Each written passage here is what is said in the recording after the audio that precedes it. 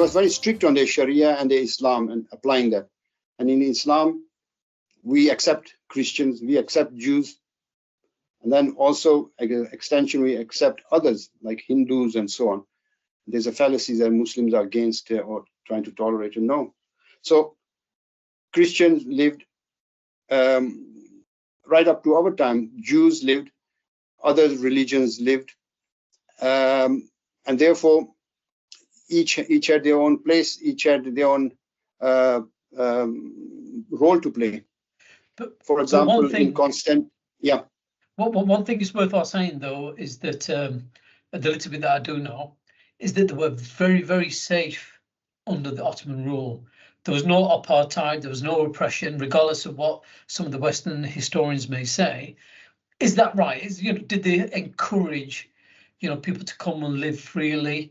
Is the word jizya? They paid this jizya tax, Yeah. but that was far less than the zakat that people were paying at the time. So, is that also correct? Yes, that is correct. That is correct. Yeah. First of all, they did not force you to convert. No, they did not. So that is well known. And in fact, if somebody just converted frivolously, they would actually be suspicious of him. Why is he doing that? Yeah.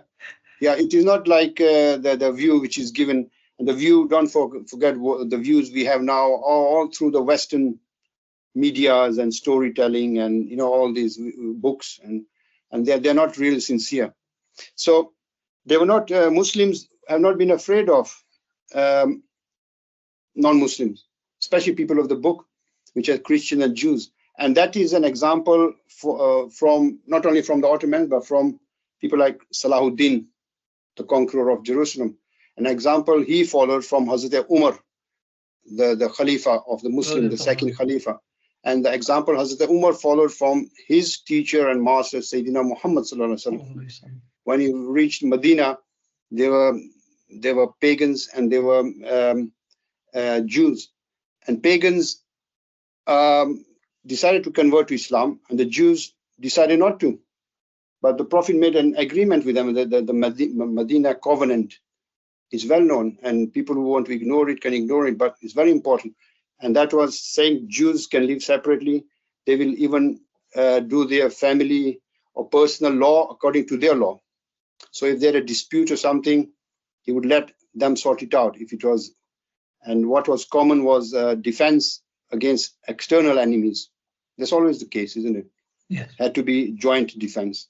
But within the society, the Jew would live as a Jew, a Muslim would live as a Muslim. You see, and one was not suppressed. And in fact, later on, as history went on, the Ottoman sultans and also other empires across the world, they would say, make sure you don't destroy churches and places of worship. And if there's a war going on, a battle, you do not attack not only women and children, that's taken for granted. you do not attack them, but you do not attack a person who is in a house of worship. So like a priest, older man, a person who is engaged in worship and is not carrying a weapon, is haram to harm him. It is actually forbidden.